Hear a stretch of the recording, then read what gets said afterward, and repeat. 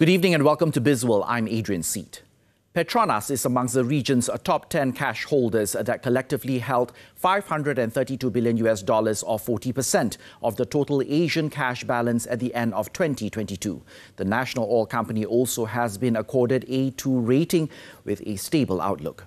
Besides Petronas, the other 9 companies comprise 7 from China and 1 each from South Korea and Taiwan.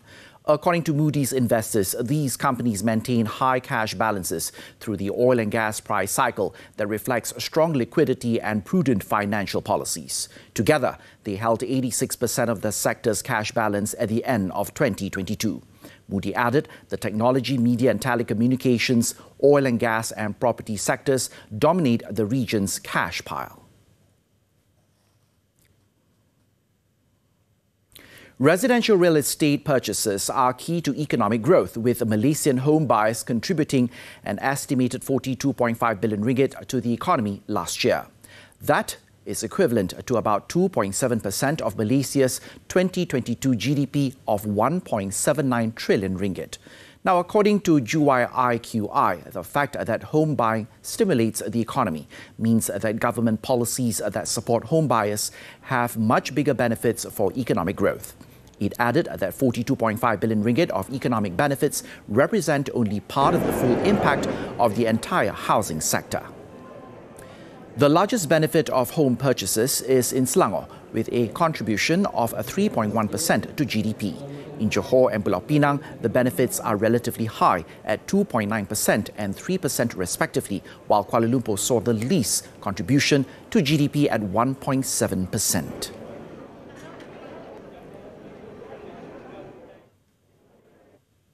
Malaysia's corporate earnings are set to continue recovering and registering further growth in the second half of the year, backed by positive economic print projected for the period.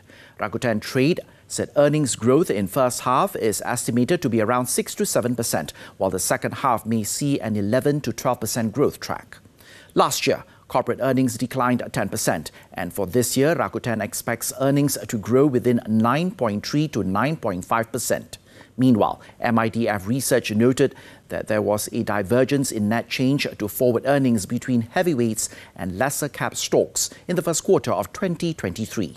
It added the net change favouring non-heavyweight stocks was also duly reflected in their relative price performance thus far this year.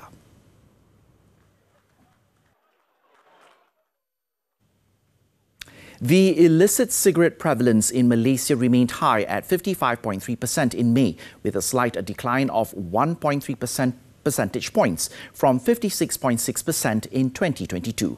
A study report by the Confederation of Malaysian Tobacco Manufacturers finds encouragement in the decline and believes the anti-illicit measures introduced are yielding positive results. The report also highlighted a notable increasing presence of cigarette packs with fake tax stamps in the market.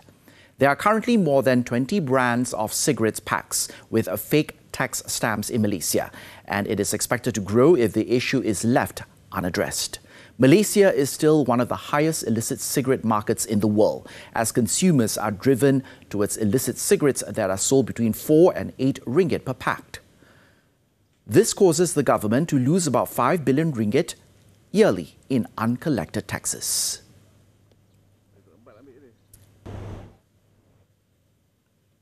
The local banking sector may miss Affin Hwang's loan growth target of 4% this year if market conditions remain subdued in the second half. The latest US economic data that came in stronger than expected suggested that interest rates are likely to be higher than previously anticipated.